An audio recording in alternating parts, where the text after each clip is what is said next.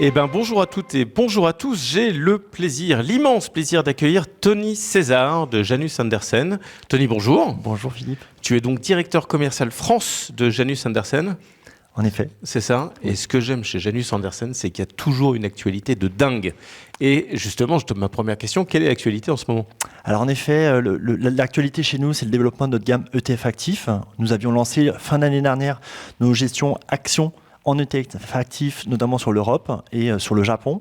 Mais surtout cette année, le développement notamment de la gamme obligataire ETF actif avec des stratégies Credit Short Duration, mais aussi une stratégie plus spécifique, mais qui a tout son sens aujourd'hui avec un comportement de risque intéressant, qui sont les CLO. Alors, on parle souvent des ETF en gestion passive. D'ailleurs, ce qui est vraiment le grand concurrent des unités de compte au sens large. Qu'est-ce qui fait qu'un ETF, ou comment on fait un ETF actif ? Alors chez Janus Hendersen, ce qu'on a souhaité, c'est maintenir notre ADN. En effet, d'avoir une gestion active, encapsulée dans un ETF. Donc actif. C'est les fonds communs de placement qui sont encapsulés dans l'ETF ? Alors non, c'est bien un ETF, c'est vraiment le véhicule qu'on utilise, mais notre stratégie est intégré dans cet ETF. Donc vraiment, c'est un véhicule différent de notre gestion classique, mais encapsulé dans un ETF aujourd'hui. Et très rapidement, l'ETF actif, c'est une grosse part des ETF ou la majorité est passive ? Alors aujourd'hui, c'est une part qui est croissante. Hein. La majorité, bien entendu, c'est le marché passif, avec des leaders que l'on connaît. Mais l'idée, c'est qu'on voit que la tendance, elle est plutôt à la gestion active dans les ETF. Et donc, on croit vraiment à cette tendance structurelle. C'est pour ça qu'on est positionné comme un leader aujourd'hui. Oui, effectivement. Alors, chez Janus Hendersen, vous avez une gamme qui est comme assez large. Et en fait, est-ce que tu peux me faire un grand tableau, une belle image de la gamme de Janus Hendersen ? Alors, en effet, elle est peu connue aujourd'hui, mais on va communiquer de plus en plus, puisqu'en effet, on a 3 piliers dans cette offre. Une part, d'abord, c'est une gestion patrimoniale US. C'est notre fonds Janus Hendersen Balance. Une plateforme thématique qui vraiment s'inscrit dans les enjeux plutôt long terme. Vu l'actualité, notamment sur la retraite, on pense que ça a du sens pour les conseillers en gestion de patrimoine qui doivent s'exposer à long terme sur des stratégies comme celle-ci. Là, et bien entendu, notre stratégie small cap. Sur la partie balance, c'est une stratégie diversifiée, action taux, qui est avec des stratégies, donc des actions de qualité qui vont vraiment essayer de développer de la performance, mais en limitant le risque.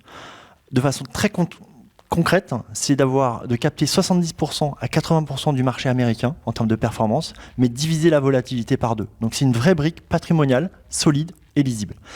Sur la partie thématique, on parle plutôt de thématiques technologiques, santé, immobilier coté et aussi durabilité. Immobilier coté ? Oui, en effet. C'est une thématique qu'on n'avait pas vue depuis quelques temps, non ? C'est vrai, en effet, et qui reprend tout son sens avec l'actualité qu'on connaît sur le marché physique. On pense que l'immobilier coté, justement, dans un univers de taux qui devient de plus en plus intéressant, l'immobilier coté a du sens. Effectivement, le moteur se remet en route. Donc, si j'ai bien compté, ça fait 3 piliers. Si je dois te demander juste ta conviction pour 2026 ? Alors ça va être en effet mon 3e pilier, je l'ai gardé, mais c'est notre expertise small cap. En effet, les voyants sont plutôt ouverts, on le sait, les valorisations sont attractives, on a des conditions de financement pour ces structures qui s'améliorent, que ce soit en Europe ou aux États-Unis. Et l'idée avec notre stratégie Janus Hendersen Global Smaller Companies, c'est d'avoir 2 piliers dans cette stratégie, un filtre quantitatif qui va réduire l'univers à 400 valeurs, et on va s'appuyer sur nos expertises historiques, locales, US, Europe et Japon, pour aller sélectionner les leaders de demain en intégrant leurs conditions de financement, leur environnement économique, leurs conditions réglementaires également.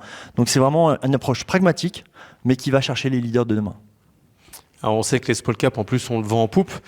Et je crois savoir, mais peut-être qu'on ne va pas en parler aujourd'hui, que vous allez bientôt lancer, ou vous avez déjà lancé un outil d'allocation d'actifs, c'est ça ? Alors en effet, sur le marché français, on a lancé une plateforme de services pour les distributeurs français, et le pilier central, c'est l'analyse de portefeuille. On a un outil Janus Hendersen Edge qui est mis en avant sur le marché et qu'on a testé avec certains de nos partenaires. Bien entendu, on va l'ouvrir à d'autres prochainement, et promis, tu seras l'un des premiers à pouvoir le tester. Et donc j'invite tous les auditeurs à se rapprocher de Tony pour en savoir plus sur ce sujet-là, entre autres, bien sûr. Avec grand plaisir. Merci Philippe.